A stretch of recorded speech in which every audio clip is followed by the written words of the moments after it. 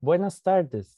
Reciba un cordial saludo de parte del personal del Centro de Investigaciones en Contaminación Ambiental, SICA, de la Universidad de Costa Rica, actualmente designado como Centro de Colaboración del Organismo Internacional de Energía Atómica, OIEA, para la calidad y seguridad alimentaria y ambiental, y que este año celebrará su 40 aniversario de fundación.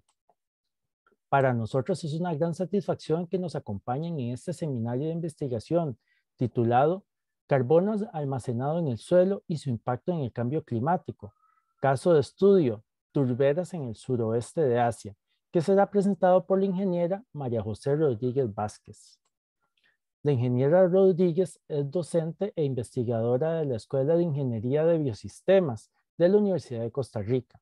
Su formación es en ingeniería forestal y también hizo los grados de maestría y doctorado en la Universidad AgroParis-Tech en Francia, en donde se especializó en el manejo de tierras productivas y su impacto en el cambio climático. Su tesis de maestría la desarrolló en el Instituto Senegalés de Investigación Agrícola en Dakar, Senegal. Su investigación se centró en la modelización del crecimiento de una especie maderable utilizada en la región para producción de carbón, debido a las deficiencias energéticas de la región. La tesis de doctorado la realizó en conjunto con la Universidad Putra, Malasia, en un estudio de caso en la isla de Sumatra, Indonesia. Esta investigación se basó en el análisis de diferentes escenarios de mitigación sobre el manejo de uso de suelo en turberas y plantaciones de acacia y aceite de palma. A finales del 2020 se reintegró a la Escuela de Ingeniería de Biosistemas, impartiendo cursos de diseño experimental, estadística y producción en biosistemas. Además, es investigadora principal de un proyecto sobre la valorización de residuos de café para producción de bioetanol y su respectivo modelo de economía circular. Al concluir la presentación, abriremos un espacio para hacer preguntas. Para tal efecto, les agradezco que indiquen las preguntas en el chat para transferirlas a la expositora. Adicionalmente, quisiera mencionar que es posible que los participantes de este seminario estén transmitiendo desde las casas, por lo que pudieran escucharse sus sonidos ajenos a la presentación en algún momento y que es difícil controlar, por lo que solicitamos las disculpas del caso y comprensión al respecto. Y sin más que agregar, le doy la palabra a María José. Buenas tardes, María José. Adelante y muchas gracias por la presentación. Hola Juan, muchas gracias. Y bueno, muchas gracias por la invitación a participar en el seminario de investigación del SICA. Y bueno, como Juan les comentó, yo les voy a hablar sobre el carbono almacenado en el suelo y el impacto que puede tener en el cambio climático. Lo que voy a presentar es parte de los resultados de mi tesis de doctorado. Bueno, la hice con la Universidad AgroParis-Tech y con el Instituto de Investigación CIRAD en Francia. Y el estudio de caso fue en conjunto con la Universidad de Malasia, la Universidad Putra Malasia, y la zona de estudio estaba ubicada en Indonesia, ¿verdad? Entonces, bueno, a modo de introducción, a mí este tema me interesa mucho porque algunas veces pues analizamos mucho lo que es más visible, ¿verdad? En este tema de cambio climático y sistemas productivos, vemos mucho todo lo que es bosques, sistemas agrícolas, pero algunas veces puede que se nos olvide lo que está abajo de nuestros pies, ¿verdad? Del suelo. Entonces, bueno, acá les voy a dar una perspectiva del impacto que puede tener el carbono almacenado en el suelo, positivo o negativo, ¿verdad? Por medio de un estudio de caso en Indonesia. Entonces, bueno, aquí esta foto que ustedes pueden ver fue tomada en el área de estudio y ese zacate que ustedes ven atrás es parte de las turberas de la zona, ¿verdad? Entonces, quizás nos preguntamos qué es una turbera, ¿verdad? La definición en sí dice que la turbera es un lugar a donde se acumula turba. Entonces, bueno, nos preguntamos qué es turba, ¿verdad? Y turba es la acumulación de biomasa que se va formando en el suelo, ¿verdad? Capa tras capa se van acumulando carbono y cuando pasan centenares de años, las capas más profundas que van desde entre 12 y 13 metros de profundidad se fosilizan, ¿verdad? Y bueno, como se va acercando a la superficie del suelo, encontramos la biomasa menos descompuesta, ¿verdad? Y bueno, esa acumulación de carbono en sistemas inundados es lo que se llama una turbera, ¿verdad? En algunos casos lo encontramos con vegetación tipo bosque o también sistemas agrícolas se han implementado en las turberas o también sin ningún tipo de vegetación o zacate como lo vimos en la imagen anterior. Entonces, ¿por qué son importantes las turberas? A nivel mundial, las turberas cubren un 3% del área global, ¿verdad? De este 3%, 87% se encuentra en la zona boreal o temperada y un 13% en zonas tropicales, ¿verdad? Entonces, en este estudio nos vamos a centrar en las zonas tropicales.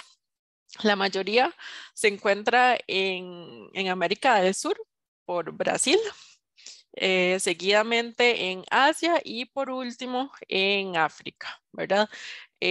Nosotros nos vamos a enfocar en la parte de Asia, que es donde se encuentra el distrito a donde se estudió el caso. Entonces, para comentarles un poco sobre la formación de turba, aquí vemos una foto perfil de una turbera, ¿verdad? Entonces, si ustedes ven la parte café, es bastante gruesa, ¿verdad? Y esto es producto de acumulación de una capa tras otra de biomasa. Y lo que permite que esa biomasa se quede ahí, se vaya acumulando, es que está en condiciones inundadas, ¿verdad? En el momento que que, que perdemos las condiciones inundadas, ya no podemos seguir acumulando biomasa y bueno, ya se perdería un poco el proceso de formación de turba. Entonces, ¿cuál es la importancia de estos suelos en el cambio climático? Bueno, como son suelos tan profundos que permite almacenar tanto carbón proveniente de la biomasa, almacenan una cantidad importante. Se estimó que para turberas tropicales está almacenado alrededor de 350.000 millones de toneladas, ¿verdad? Entre las partes que les enseñé de Brasil, de América Latina, de África y Asia, ¿verdad? Entonces, hay dos formas de que este carbono que está almacenado en estos suelos se devuelva a la atmósfera, ¿verdad? Que bueno, es precisamente lo que no queremos porque esto tiene un impacto importante en el cambio climático. La primera es drenando la turba, ¿verdad? En el momento que se drena la turba, ya no permite más acumulación de esta biomasa. Y además de que ya no permite más esta acumulación, la biomasa que ya se encuentra ahí se empieza a perder en forma de CO2, ¿verdad? Y la segunda forma que se puede devolver este carbono es por medio de incendios forestales que se dan en este tipo de ecosistemas, lo cual es muy común porque al haber tanto carbono disponible, bueno, hay más oportunidad de que los fuegos se extiendan. Entonces, nosotros vamos a enfocarnos en esta segunda forma de deterioración de la turbera, ¿verdad? Del fuego. Entonces, la problemática que se estudia acá es, como les mencioné anteriormente, en el sur de Sumatra, en un distrito que se llama Oki, que ya casi les voy a presentar un poco más el área de estudio, tenemos la problemática de que utilizan el fuego, ¿verdad? Los incendios para limpiar los terrenos, ¿verdad? Esto, em, esto puede ser bastante problemático porque cuando ellos utilizan los incendios para quemar los residuos, ¿verdad? Como vemos, acá puse dos ejemplos en estas imágenes. A la izquierda es una zona degradada que utilizan incendios para quemar toda esta biomasa y poder instalar sus cultivos. Y a la derecha es una plantación de caucho, ¿verdad? Entonces, en los dos casos utilizan el fuego para limpiar los residuos. ¿Qué es lo que pasa? Que cuando se queman los residuos, hay una capa enorme de este tipo de suelo que se quema también, ¿verdad? Entonces, ya las emisiones no provienen solamente de la biomasa sobre el suelo, sino también una capa importante de suelo que se quema. Además de esto, bueno, tomar en cuenta que ya normalmente estas zonas que se utilizan para cultivos fueron drenadas anteriormente, ¿verdad? Entonces, bueno, gracias a estas prácticas se han tenido episodios de incendios que se extendieron con mucha dificultad para controlarlo, ¿verdad? Los más importantes fueron estos que les muestro acá. El primero más importante fue en el 97-98 y bueno, después se siguieron dando otros episodios de fuego importantes. Esto llegó a ser de interés regional porque el humo que se producía estaba afectando no solamente el área de estudio, ¿verdad? Y la salud de las personas del sur de Sumatra, sino que el humo se expandía a otras regiones. Entonces, esto llegó a ser una problemática de interés regional. Bueno, aquí en el episodio, uno de los más importantes del 97-98, un monto aproximado de las emisiones que se obtuvieron fue entre 810 y 2.600 millones de toneladas de carbono, ¿verdad? Esto es una cantidad bastante significativa. Y 70% de estas emisiones provienen del suelo, no tanto de la biomasa sobre el suelo, sino del suelo de turba. Aproximadamente entre 2 y 8 veces lo que contaminó todo Francia en el 2016, ¿verdad? Para que se hagan una idea. Ahora, ¿qué se hizo, verdad? ¿Qué se ha hecho en base a este problema? A nivel regional, todo esto que ustedes ven aquí son nombres de estrategias y de iniciativas que el gobierno ha implementado en Indonesia para controlar estos fuegos, ¿verdad? Casi todos van dirigidos a los productores porque son ellos los que comienzan los fuegos, ¿verdad? Como práctica ancestral para limpiar los terrenos. Si vemos el gráfico que tenemos aquí a la derecha, los resultados no han sido muy positivos, ¿verdad? Porque a pesar de toda la inversión en tiempo y en dinero que se ha hecho implementando estas estrategias, seguimos teniendo el problema de los incendios forestales y la mayor razón es la falta de incentivos dirigidos a la población, ¿verdad? A los productores. Entonces, en base a eso nace este proyecto que se llama Big Deal, por sus siglas en inglés, valorización de biomasa para mitigar el efecto de gases invernadero a partir de las turberas. Entonces, se establecen dos preguntas de investigación. La primera, ¿cuál es el impacto que se tiene actualmente por el uso de fuego en turberas para limpiar los terrenos de los residuos? Y la segunda pregunta, ¿cómo podríamos reducir cuánto podríamos reducir de este impacto si nosotros tomamos toda esa biomasa que a ellos les estorba y por eso la queman y en vez de quemarla, utilizarla para un segundo propósito, ¿verdad? Y de esa forma evitaríamos quemar el suelo, que es lo que más nos interesa. Ok, entonces, ¿cuáles son las opciones que tenemos? Lo primero que se dijo fue, bueno, ¿por qué no han servido las estrategias que se han implementado? Y es porque realmente no han sido muy convenientes para la población, ¿verdad? Entonces, lo que se busca es, en este proyecto, ¿verdad? Es una forma que la población tenga un incentivo, una entrada económica que los motive a movilizar esta iniciativa de no utilizar el fuego para limpiar terrenos. Entonces, nosotros proponemos analizar diferentes usos de los residuos, tanto agrícolas como de tierras degradadas, que ellos también usan el fuego para limpiar. para producción de bioetanol, para cogeneración y para paneles, ¿verdad? Los paneles me refiero a las tablas comprimidas del lignocelulosa comprimido, ¿verdad? Entonces, bueno, establecimos 3 objetivos para desarrollar este proyecto, perdón. El primero es estimar cuál es el impacto de los incendios en todo el área de Indonesia, ¿verdad? Acá no estoy hablando solamente de la zona de estudio, sino de todo el continente del sur de Asia. El objetivo 2 ya va más enfocado en la zona de estudio, que es esta partecita roja que ven por acá, y es analizar diferentes escenarios del uso de esta biomasa para ver si en verdad nos evitamos el impacto del cambio climático en comparación a el uso de fuegos, ¿verdad?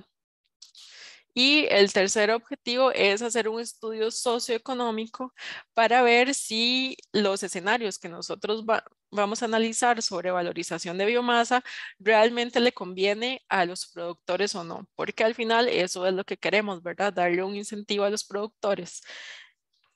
Entonces, bueno, esta es una foto tomada desde el avión de Ogan, Comerín y Lire, ¿verdad? Que es el distrito en rojo que ustedes vieron de la zona de estudio. Yo voy a seguir diciendo Oki, ¿verdad? Para referirme a Ogan, Comerín y Lire. Entonces, todas estas zonas verdes que ustedes ven acá son turberas. Son zonas inundadas o que antes eran inundadas y ahora son drenadas. Y algunos son bosques, otros son cultivos, etcétera. Entonces, para detallar un poco qué se encuentra en esta área de estudio, aquí tenemos a Oki, ¿verdad? Y tenemos 3 usos principales. En azul tenemos plantaciones destinadas a pulpa. En amarillo tenemos tierras degradadas. Y en café, aquí más abajo, tenemos plantaciones de aceite de palma, ¿verdad? Entonces, Oki, toda la zona de estudio, tiene un área aproximada de 19,000 kilómetros cuadrados, ¿verdad? Es como un poquito menos de la mitad de Costa Rica para que se hagan una idea de la dimensión de la zona de estudio.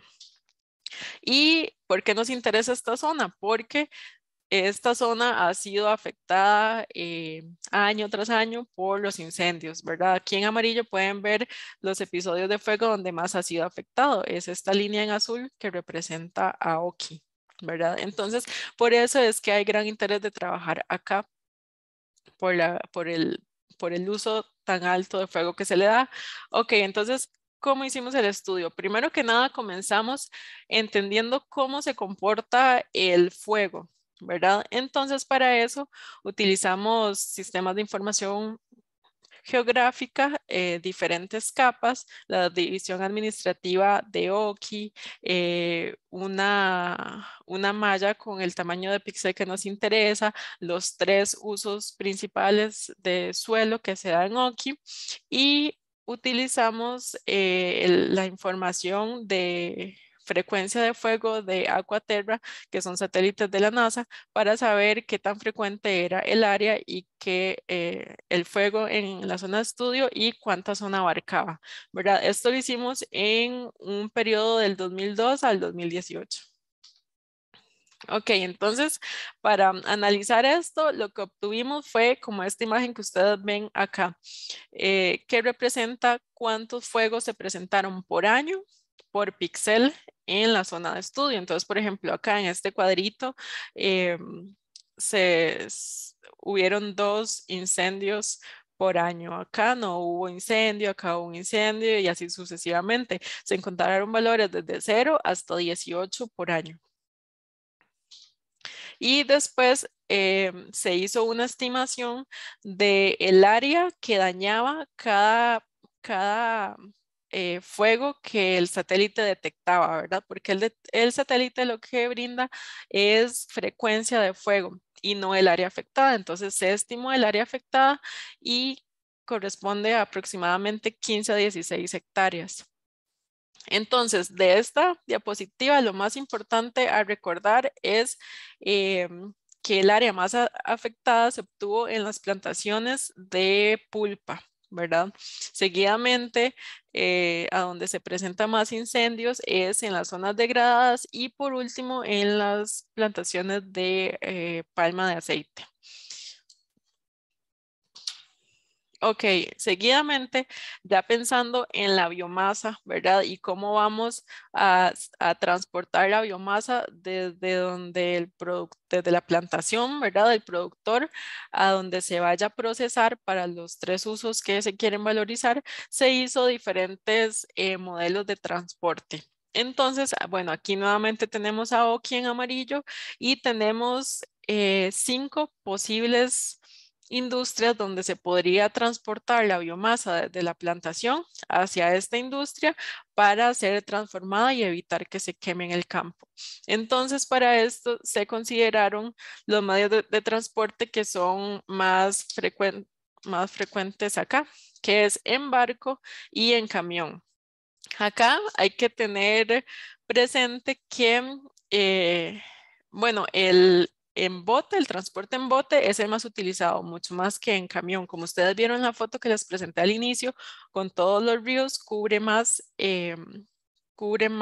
área, sí, más área en cuanto al largo, los ríos que las calles. Entonces, hay ríos que pueden soportar una capacidad de bote de 10 toneladas porque son pequeños y otros ríos que pueden soportar un bote con capacidad de 100 toneladas, ¿verdad?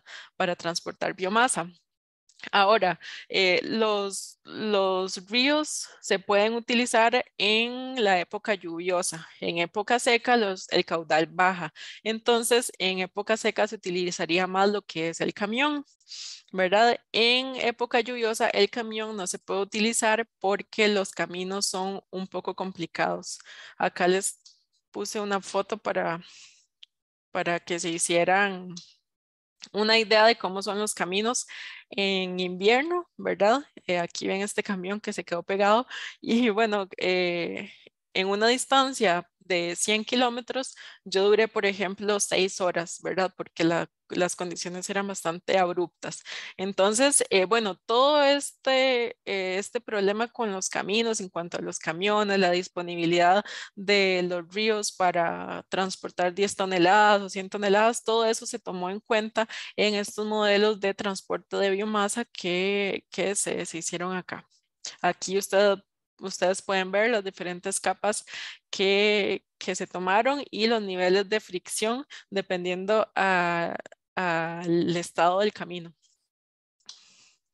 Ok, seguidamente ya cuando habíamos entendido cómo se comporta el fuego, la frecuencia del fuego y el área que afecta, y cuando ya habíamos entendido las posibles opciones para transportar la biomasa que se quiere valorizar en las diferentes industrias, pasamos a hacer un análisis de ciclo de vida, ¿verdad? De los diferentes escenarios que nos interesa, ¿verdad? Entonces, lo que queremos hacer es buscar escenarios que disminuyan el impacto de los incendios. Entonces, para eso había que evaluar qué impacto tiene producir bioetanol o producir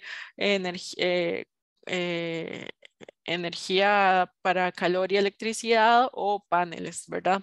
Entonces, bueno, acá en esta imagen ustedes pueden ver a la izquierda una plantación joven de aceite de palma y a la derecha un bosque primario de turbera. Entonces, si ustedes ven esta esquinita, aquí se ve como una acumulación de agua. Bueno, es porque a partir de este canal hacia la derecha todo está inundado, ya es bosque de turba. Esta parte de acá en algún momento lo fue, pero en las condiciones que ustedes lo pueden ver en este momento, fue drenado y se instaló una plantación de aceite de palma. Entonces, eh, ya la acumulación de turba en el suelo ya es muy baja. Entonces, bueno, sobre el análisis de ciclo de vida de estos escenarios, que ya les voy a presentar cuáles son los escenarios, acá tenemos, bueno, información un poco más técnica. Tal vez lo que más interese es que el impacto se estimó por hectárea de turbera por año, ¿verdad? Y para cada uno de los escenarios que les voy a presentar, fueron analizados para los 3 usos de suelo que les presenté anteriormente: aceite de palma, pulpa y tierras degradadas, y a la vez para los 3 tipos de valorización que nos interesa. Entonces, los escenarios que tenemos son 5. Los primeros 2 es analizar el estado actual. ¿Qué impacto tiene drenar una turba y qué impacto tiene una turba cuando hay un incendio, ¿verdad? Ahora, lo que queremos hacer es cambiar este impacto, ¿verdad?, por un escenario que contamine menos, ¿verdad?, que va a ser la valorización de biomasa. Entonces acá en el 3 y 4 estimamos el impacto por tomar toda esta biomasa que normalmente es quemada y valorizarla en condiciones de drenaje, y de igual forma en el 4, pero en condiciones de no drenaje, ¿verdad?, sin drenarlo, porque el drenaje tiene un impacto bastante grande. Y el número 5 fue un caso hipotético de qué pasaría si dejamos la turba regenerarse, ¿verdad? ¿Qué impacto tiene? Y si es posible. Entonces, acá, en cuanto al impacto que tiene el drenaje, nosotros utilizamos una ecuación y unos valores que brinda el IPCC, ¿verdad? Acá lo más importante es ver una corrección que se hizo, porque el impacto por drenaje del IPCC todo lo cuenta como que si la tabla de agua cuando se drena bajara un 30 centímetros, pero en el caso de plantaciones de aceite de palma y de pulpa no se drena 30, se drena 80 y 70. Entonces el impacto acá va a ser un poco más grande. Entonces nosotros lo que hicimos fue una corrección de esta estimación para obtener un dato más acertado. Bueno, y ahí se muestra el resultado que se obtuvo, que por drenar 10 centímetros de turba, las emisiones corresponden aproximadamente a 9 toneladas por hectárea por año de carbono, ¿verdad?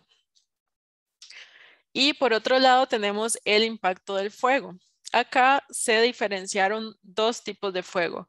El fuego que no se controla, ¿verdad? Eso pasa porque en un punto determinado comienzan un incendio y lo descuidan, no se aseguran de apagarlo y el incendio se sale de control. Y por otro lado tenemos los fuegos controlados, que el productor que lo hace sí se asegura de ponerle fin al incendio, ¿verdad?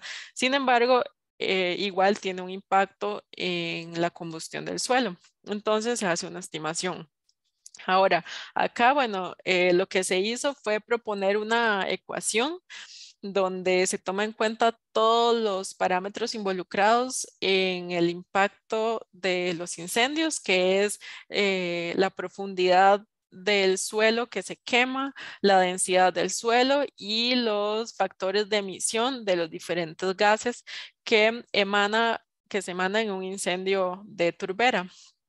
Y bueno, se obtuvo este resultado que ustedes ven acá en azul: 842 toneladas por hectárea de CO2 equivalente. Igual se hizo para fuegos controlados. Acá, para información, está publicado todos estos resultados. Si a alguno le interesa saber un poco más del tema, me lo puede solicitar por ResearchGate o bien a mi correo electrónico. Ok, entonces, bueno, ya tenemos el análisis de los diferentes escenarios también. Ahora lo que quisimos hacer fue un estudio socioeconómico para ver si al productor le conviene esto o no, si en verdad va a ser un incentivo económico para que él deje de quemar las turberas o no. Entonces, bueno, se analizaron factores de costo y factores técnicos, ¿verdad? Para ver en qué zonas, ¿verdad? Puede ser viable un mercado de biomasa y en qué zonas no. Entonces, para ya entrar en resultados, tenemos Bueno, la barra, estos gráficos son del escenario actual, ¿verdad? El impacto que tiene por quemar la turbera, y a la derecha el impacto que tiene por drenar la turbera. Y aquí en azul los escenarios del impacto que tiene si en vez de quemar y drenar la turbera, valorizamos la biomasa, ¿verdad? Entonces podemos ver acá en este caso, por ejemplo, que sí hay una disminución significativa si valorizamos la biomasa. Acá hay una disminución del impacto en cuanto a los escenarios con fuego, y en aceite de palma igual. Entonces, bueno, tenemos que el impacto número 1 es el drenaje, y el impacto número 2, la valorización de biomasa. Ahora, ya como sintetizados todos esos resultados, porque puede que tanta información lo confunda a uno, en resumen, un promedio de lo que se disminuye valorizando la biomasa es un 4%, ¿verdad? En comparación, si quemamos o drenamos la turbera como lo estamos haciendo actualmente. Esto equivale a 37 millones de toneladas de carbono. Sí, para el caso hipotético de si lo dejamos restaurando, lo que disminuye las emisiones es en un 3%, 1% menos que la valorización de biomasa. Ahora, recuerden que yo al principio les dije que hay muchas estrategias que se han aplicado por parte del gobierno y, bueno, organizaciones no gubernamentales también, que no han servido como de mucho, ¿verdad? Bueno, quería recordarles eso nada más, porque ahora lo que vamos a ver, el resultado final que tuvimos de este estudio, son estos mapas que ven acá. Entonces, las zonas en blanco representan las zonas donde al productor le conviene vender la biomasa, por ejemplo, a esta industria, ¿verdad? Cada mapa representa una industria diferente. Entonces, en las zonas rojas, ya el precio que esta industria, por ejemplo, APP, pagaría, ya no es tan conveniente para el productor. ¿Eso qué quiere decir? Que no va a ser un incentivo para que el productor deje de quemar la biomasa, ¿verdad? Entonces, lo que queremos hacer es centrarnos en las zonas en blanco. Si vemos acá un resumen de las 3 localizaciones que se estudiaron, la última, la Sungay Lumpur, es la localización que abarca más área del distrito de Oki, para valorizar la biomasa a un precio conveniente tanto para la industria como para el productor. Entonces, ya concluyendo, ¿verdad? Un poco, tenemos al lado derecho, al lado izquierdo, perdón, las zonas en blanco donde le conviene tanto a la industria como al productor vender la biomasa para valorizarla, y a la derecha la restauración. Entonces, bueno, a nivel de todo el área, tenemos que, si valorizamos la biomasa, tomando el ejemplo de este último, de Sungay Lumpur, que es el que abarca más área, podríamos disminuir en una proyección de 10 años entre 18 y 37 millones de toneladas, ¿verdad? Y si lo dejamos restaurando estas mismas áreas,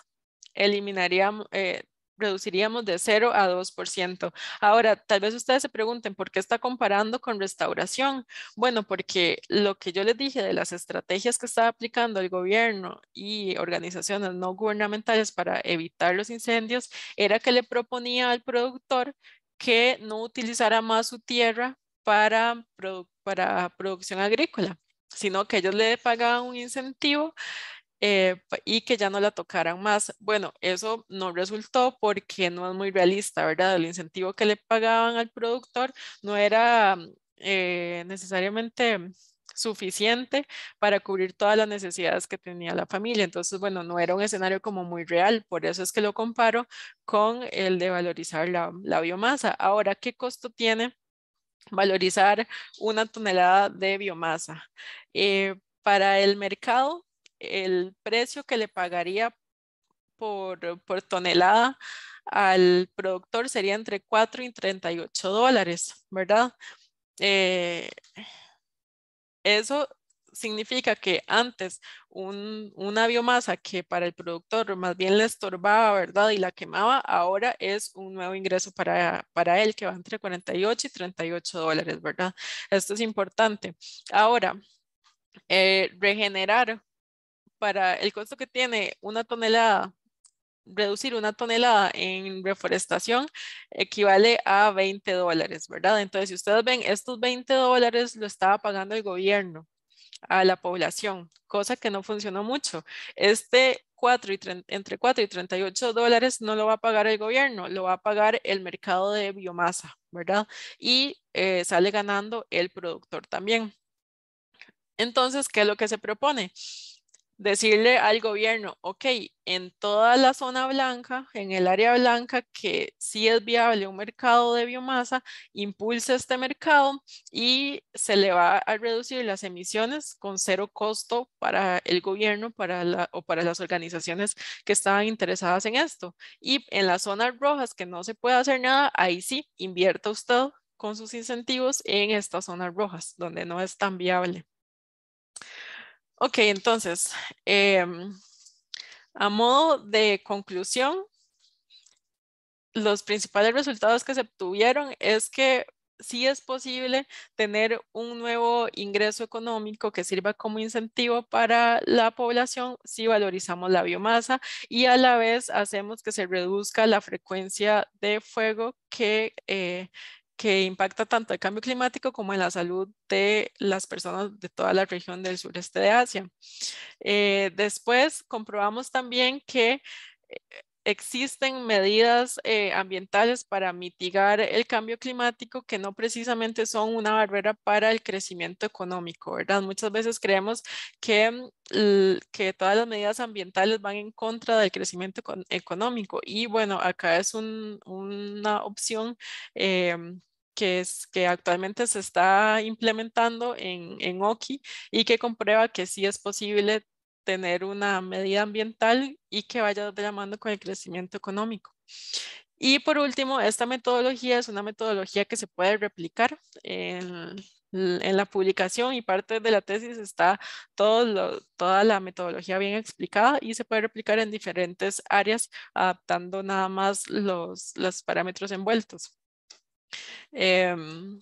Y si desean más detalles, pueden contactarme para hablar más sobre esta metodología y el mercado de carbono. Y bueno, eso sería por el momento. Acá abajo les dejo mi contacto, mi correo y mi número de teléfono del trabajo. Si tienen alguna consulta, con mucho gusto.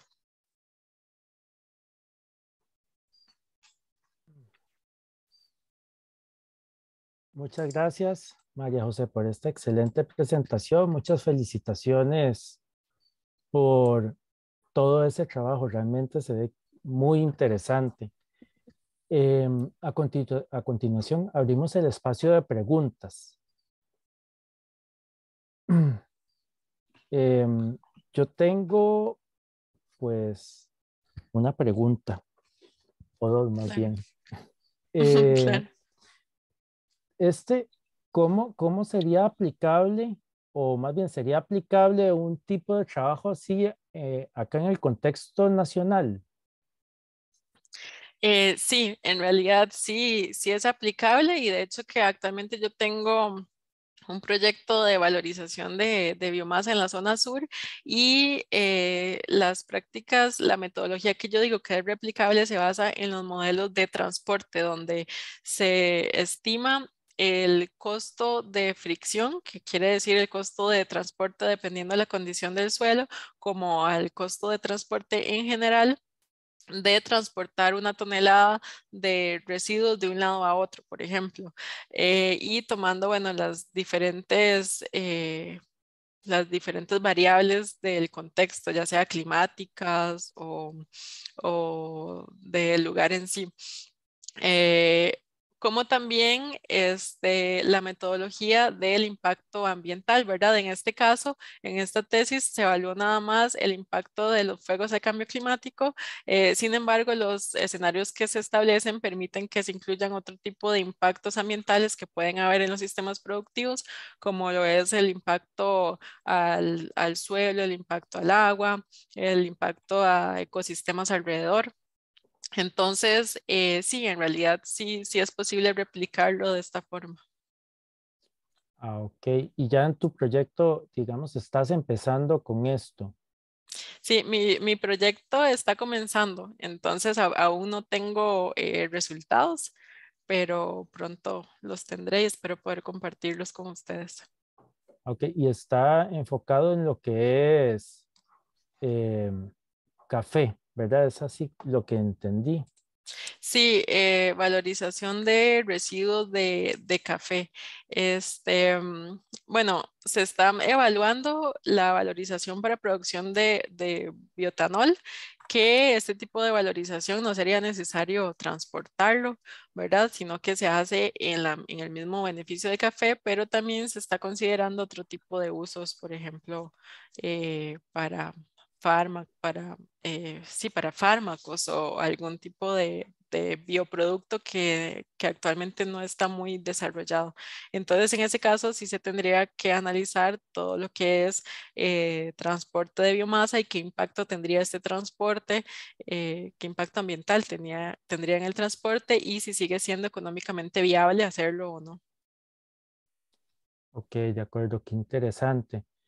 Y luego, ¿qué impacto tuvo el drenaje y los incendios sobre el escenario final de los escenarios evaluados? Ujú.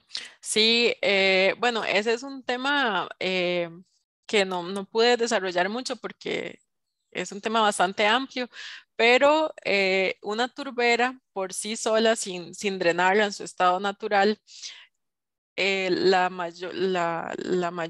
mayores emisiones corresponden a metano, ¿verdad? Porque corresponde a la descomposición de la biomasa. En el momento que se comienza a drenar, la biomasa que se está almacenando para formar turba se pierde como CO2 equivalente. Entonces, dependiendo del nivel de drenaje que había en cada uso de suelo, se estimó un impacto que tenía drenar.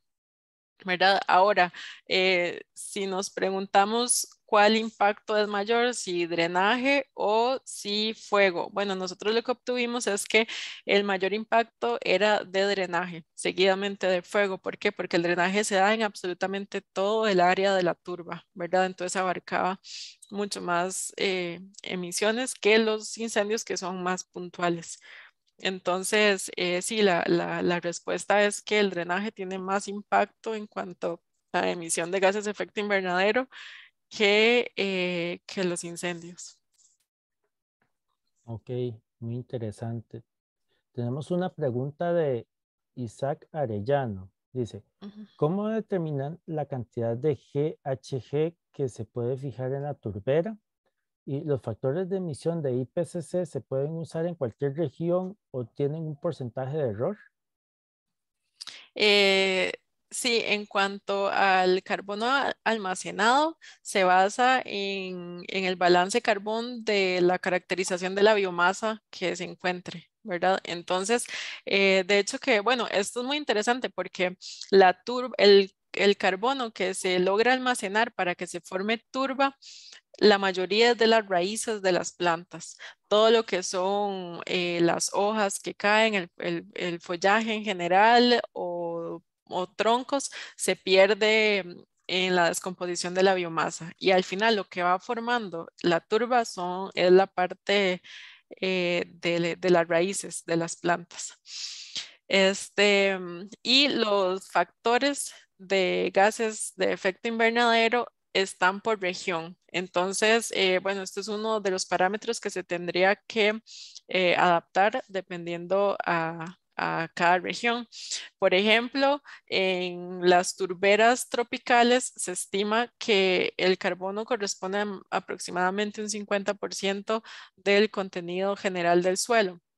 En una turbera templada, el carbono disminuye en un 30% aproximadamente. Entonces, no se pueden usar los mismos factores para cualquier zona de estudio. Hay que evaluarlo. Y bueno, el IPCC tiene por regiones los factores. Yo lo que aconsejo es que yo hice una validación y encontré una variabilidad bastante grande. En la publicación que yo le mostré ahí viene un análisis de sensibilidad de cada uno de estos factores y cómo afecta en el resultado final de la estimación de gases. En este trabajo en específico, lo que se obtuvo es que la profundidad de suelo quemado es lo que aporta más incertidumbre al resultado final. Esto en el caso de Indonesia. Ya habría que hacer un estudio específico para otra área. Ah, ok, de acuerdo. Muchas gracias, muy interesante. Ana Gabriela había levantado la mano. No sé si me transfiere la pregunta al chat, Ana Gabriela, para hacérsela a María José.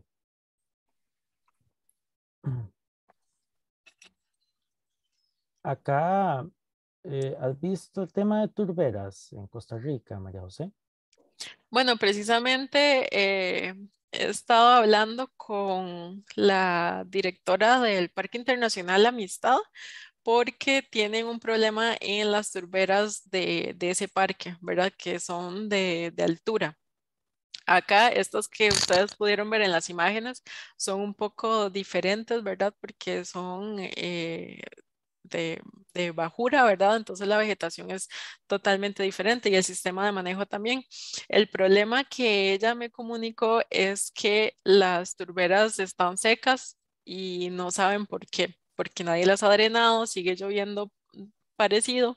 Entonces, bueno, me propuso comenzar un tema de investigación en ese tema, en las turberas del Pila, y bueno, ahí estamos en eso. Ya, qué interesante.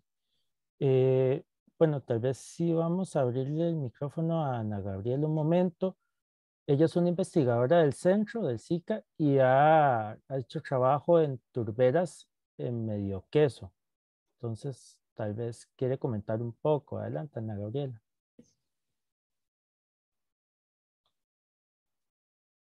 No, nada más quería comentarle que nosotros en el año 2019 empezamos a estudiar la turbera del Medio Queso, que es una turbera que está sometida también a presión de drenaje y fuego, y que hemos hecho estudios de los perfiles de suelo y de cómo ha cambiado un poco la vegetación, que nos preocupa últimamente.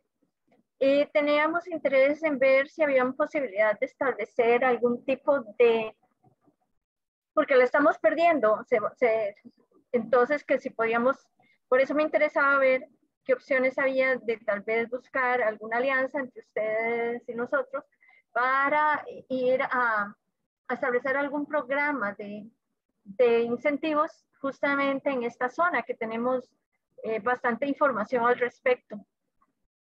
Ah, ok. ¿Y cuál es la cobertura que tiene actualmente? ¿O se ha hecho cambio de uso de suelo? ¿O cuál es el Bueno, impacto? usualmente, bueno, en el sector de los robles, que es un pequeñito sector que estudiamos, nada más, porque en realidad puede extenderse a otras regiones, pero nosotros estuvimos midiendo las emisiones de gases en una parcela ahí en el sector de los robles y además estuvimos estudiando un poco en detalle esa turbera.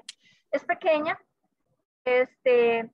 creo que probablemente en esa turbera, en ese sector lo que tenemos es junco, pero se ha ido transformando en una sustitución del junco por la navajuela. Y entonces, eso lo hemos detallado y nosotros, bueno, hemos cuantificado el porcentaje de carbono del perfil del suelo y además la composición del junco y la navajuela y otras cosas que hemos estudiado. Y el problema es que últimamente la intensidad, a raíz de la apertura de la trocha, digamos, allá en la zona norte, se ha dado una intensificación de los fuegos. O sea, tenemos un registro ya de un fuego en el 2019, otro en el 2021, otro en el 2022. Entonces, sí los fuegos tienen menos impacto que el drenaje, pero también nos está preocupando que estamos viendo que no se sostiene tanto el agua como antes. Okay. Entonces, ya que Sí, perdón. en ese marco me entusiasma mucho su trabajo y me gustaría que tal vez nos reuniéramos para comentarles sobre porque a nosotros también nos interesan mucho las turberas porque somos, bueno, yo coordino el laboratorio de gases de efecto invernadero y captura de carbono. Y la línea que tenemos en términos de ecosistemas naturales son las turberas. Ah, ok. Bueno, vieras que me entusiasma bastante escuchar eso, Entonces, encontrar a alguien que esté me gustaría, trabajando en eso. sí, me gustaría más bien, yo sé que ahora no, pero le voy a escribir para coordinar alguna reunión. Claro, sí, con mucho gusto. Voy a estar atenta a su correo. Muchas gracias. Muchas gracias, Ana. Y de hecho que Usted. estoy viendo Paola Gastesi, si no me equivoco, precisamente la semana pasada, la directora de mi escuela de Ingeniería de Biosistemas me comentó que si yo conocía a Paola Gastesi porque estaba trabajando con turberas y veo que ahora anda por acá. Sí, hola, hola, ¿cómo está? Buenas tardes. Buenas tardes. Sí, bueno, muchas felicidades por su trabajo, muy interesante. Sí, yo también estoy terminando mi trabajo de tesis de doctorado ahí en turberas de justamente las de Talamanca. He hecho trabajos con, bueno, calidad de agua y más que todo evaluando el ecosistema también. Y este año también empecé a trabajar un poco en la parte de suelos, ¿verdad? Suelos turbosos de ese sector. Entonces, y como usted mencionaba eso de que la directora le contó que se están secando, también eso es una preocupación, ¿verdad? Porque probablemente es por los tipos de suelo y también porque el ecosistema en sí, digamos, el,